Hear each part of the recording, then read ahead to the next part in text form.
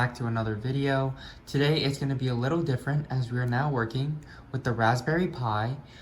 Do not worry at all.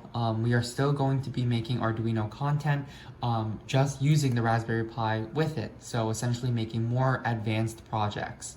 I have an upcoming collaboration that would be really interesting for you guys to, learn about. And it's a really great project that I posted about in my shorts. So I'd really recommend that you subscribe. But for the time being, while we're still getting that set up, we're going to be working with the Raspberry Pi. The main difference between the Raspberry Pi and the Arduino is that the Raspberry Pi has greater processing power. It also has the ability to run an operating system. So essentially just more powerful and able to run, bigger projects than what we have with the Arduino. So today we're going to be learning to set up the Raspberry Pi, and then eventually we're going to pair the Raspberry Pi with the Arduino to create some really cool projects. So without further ado, let's get started. This is what the Raspberry Pi looks like. This is the Raspberry Pi 3, and it has a case right now, but the inside should look like this. You can see it has a few USB ports, Ethernet, HDMI. So today we're going to try to set this up and potentially create a project with this so we can pair this with the Arduino in the future. Okay, so here we have the micro SD card. You can purchase this online. I can link a few websites you can buy it from. But essentially with this micro SD card, you can see it's 32 gigabytes. Essentially it's storage that we can upload our software to and then add to the Raspberry Pi in order for us to configure it. So for me, the slot is around here. Make sure you insert it correctly. And now we'll take a look at how we can set up the software and upload it. Okay, so all you have to do is navigate to this link. You can find it in the description below. You choose the option that best suits you. I chose the download for Windows.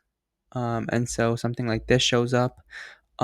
It's very important that you know the model of your Raspberry Pi. Mine is the Raspberry Pi 3. And also, I would also recommend the 64-bit. And for your SD card, a storage should show up here. After that, click Next and wait for it to download.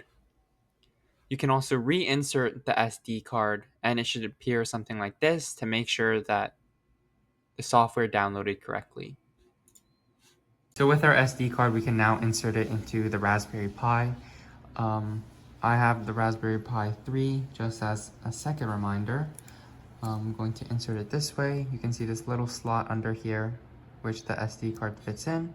Should feel sort of click. And for me, I'm just going to seal back up my case. Okay, so here you have the Raspberry Pi once again. And with this, now we need a power source. Many sources online say up to, 3 watts. But what I have here is I plugged it into an outlet. So we're just gonna work with that.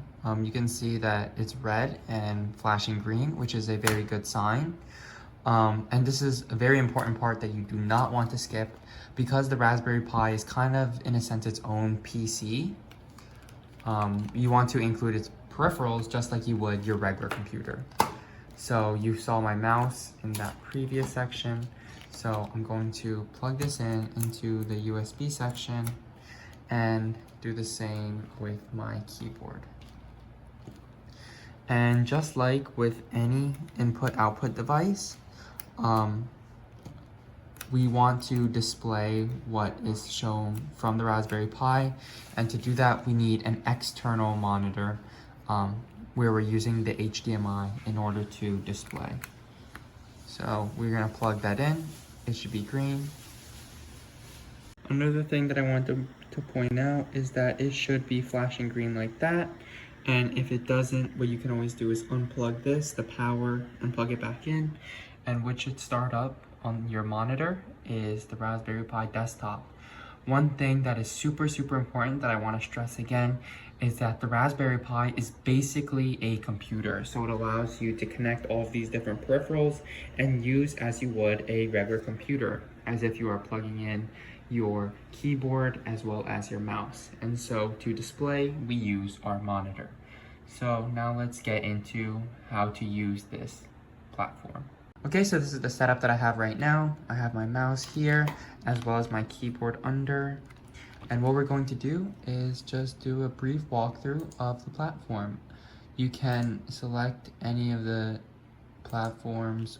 You can customize this however you want.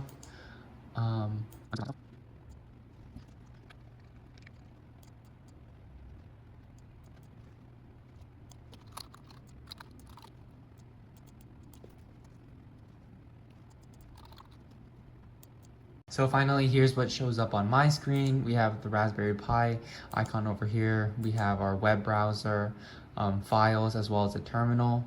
And essentially, we'll be going through each of these in the next video and potentially how it can be used to analyze certain images. So that's something to look forward to.